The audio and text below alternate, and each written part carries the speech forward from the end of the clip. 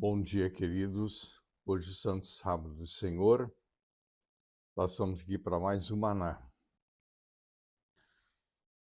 Eu sei que as gravações não têm saído perfeita, tem falhas, às vezes a pessoa reclama que está baixo o som, não é? Mas eu não tenho estúdio aqui, queridos. Aqui a gente vai tudo realmente pela fé, né? A gente age literalmente pela fé. Então eu quero pedir perdão para os amados, que às vezes a gente não consegue fazer uma coisa perfeita. Alguém está aí numa sala própria, um estúdio próprio, uma câmera melhor, né, para fazer filmagem. E ainda bem que eu tenho o Valdir, que me ajuda tremendamente lá em Rio Claro. Ele chega a fazer milagre realmente, né, porque a gente não tem assim, um recurso. Amém, querido? Eu peço que os irmãos estejam orando para que a gente consiga comprar um notebook melhor. Se Deus tocar no coração teu aí, já nos abençoar, presentear esse ministério, não é mim não, querido, o ministério, com um notebook, eu agradeço, tá certo?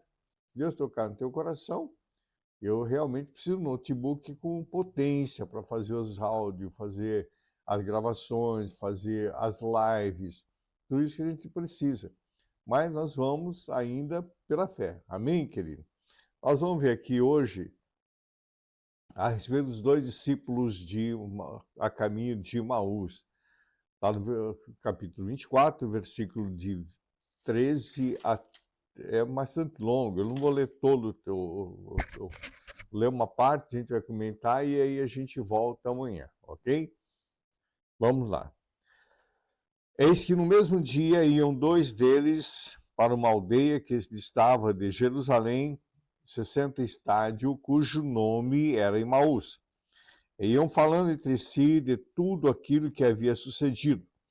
E aconteceu que, indo eles falando entre si e fazendo perguntas um ao outro, o mesmo Jesus se aproximou e ia com eles. Mas os olhos deles estavam como que fechados, para que não o conhecessem. E ele lhes disse: Que palavras são essas que caminhando tocais entre vós? E por que estáis tristes?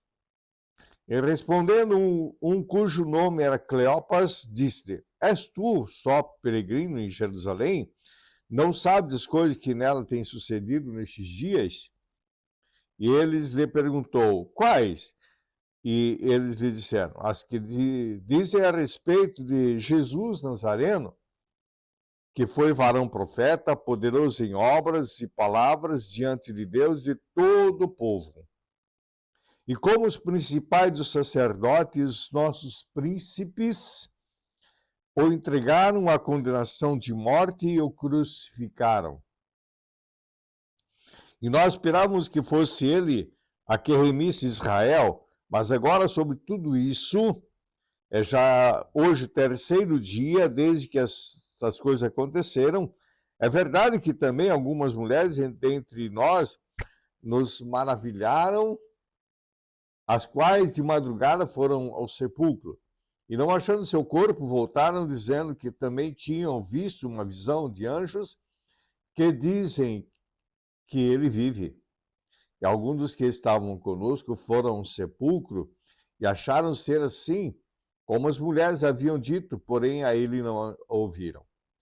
Ele lhes disse: honestos e tardios de coração, para crer tudo o que os profetas disseram. Porventura não convinha que o Cristo padecesse essas coisas e entrasse na sua glória? E começando por Moisés e por todos os profetas, explicava-lhe o que dele se achava em todas as escrituras. E chegando à aldeia para onde iam, ele fez como que ia para mais longe.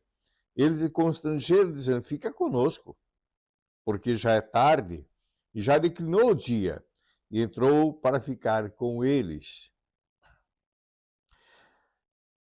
E aconteceu que, estando com eles à mesa, tomando o pão, abençoou, partiu e lhes deu. Abriram-se-lhe então os olhos, e conheceram, e ele desapareceu-lhe. E disseram um ao outro: porventura não ardia em nós, o nosso coração, quando pelo caminho nos falava e quando nos abria as Escrituras, e na mesma hora, levantando-se, tornaram para Jerusalém e acharam congregados 11 os que estavam com eles, os quais diziam: ressuscitou verdadeiramente o Senhor e já apareceu a Simão. E eles lhes contaram o que lhes aconteceu no caminho e como ele foi conhecido a partir do pão. Queridos, o partir do pão. Os discípulos, ali eram discípulos que seguiam Jesus, não eram apóstolos, eram discípulos, certo? E após a crucificação, de tudo que Jesus ensinava, tudo que Jesus orientava, eles estavam como que perdidos, voltando o caminho de Emaús. O que é voltar ao caminho de Emaús, querido? Muitas vezes a gente está na igreja e as coisas não acontecem assim, no piscar de olhos. Todos acontecem no tempo de Deus. Alguma coisa acontece rápido, a outra demora mais. Né? E Deus, eu costumo dizer, Deus não é pasteleiro. Deus tem o tempo dele. E só que nós somos imediatistas, nós queremos as coisas para ontem. E Jesus ali com os discípulos vinha orientando a respeito do seu nascimento, da sua passagem sobre a terra, o que ele teria que acontecer, ele teria que ser morto, condenado, da mesma forma do jeito que foi, e voltar à glória, aí completando essa obra vicária na terra, tirando a maldição, eliminando, como eu já falei anteriormente. Porém, eles não tinham entendido, estavam como obscuro, seus olhos estavam fechados. Isso ainda acontece hoje, queridos. Quantas e quantas vezes a gente olha, eu tenho falado isso constantemente e vou falar. A gente vai falar assim, mas pastor, você só fala sim, sim, eu falo porque nós temos que abrir nossos olhos. Às vezes a gente está no caminho de Emaús, a gente pode até conhecer a história de Cristo, podemos até conhecer a história dele, ouvir falar, até falar ao Pai, orar ao Pai, mas ainda a gente está no caminho de Emaús, com os nossos olhos cegos, com o nosso coração endurecido, sem ter entendimento do que a obra que o Senhor fez aqui na terra. E o resgate que ele fez para cada um de nós, para realmente nos dar vida e dar a plenitude da salvação, uma garantia nossa de sermos salvos, de sermos livres de toda espécie de maldição. E muitas vezes vai na igreja, faz campanha, participa do culto, é dizimista, é ofertante, é isso, é aquilo, mas ainda está com os olhos obscurecidos, sem entender verdadeiramente o plano de Deus e o processo de Deus através de Jesus Cristo para nos salvar, para nos libertar. E precisamos entender que o partir do pão, querido, o rasgar do pão, como ele fez na última Páscoa, ali quando ele está ali com aqueles discípulos, ele parte o pão. Ao partir o pão, os olhos deles se abrem. Ou seja, Jesus, quando se rasga, nós podemos enxergá-lo. Então, dentro de nós, o nosso coração precisa ser circuncidado, nosso coração precisa ser rasgado, para que nós possamos ver esse Cristo ressurreto. Não mais um Cristo fixo numa cruz, mas um Cristo ressurreto. Um Cristo que deu a sua vida por mim, por ti, para que nós pudéssemos ter uma vida plena sobre a face da terra. Não que nós vamos ter dificuldade, não que a gente não vai passar por momentos difíceis pelo vale. Não, tudo isso a gente vai passar. Mas uma coisa é certa, Jesus venceu para nos dar a garantia que nós também venceremos. Ele foi a garantia, ele nos deixou essa garantia. Ele nos deixou essa garantia e nos deixou a garantia da ressurreição. Antes dele, queridos, O que iam para a eternidade era muito pouco. Moisés, Elias, era selecionado.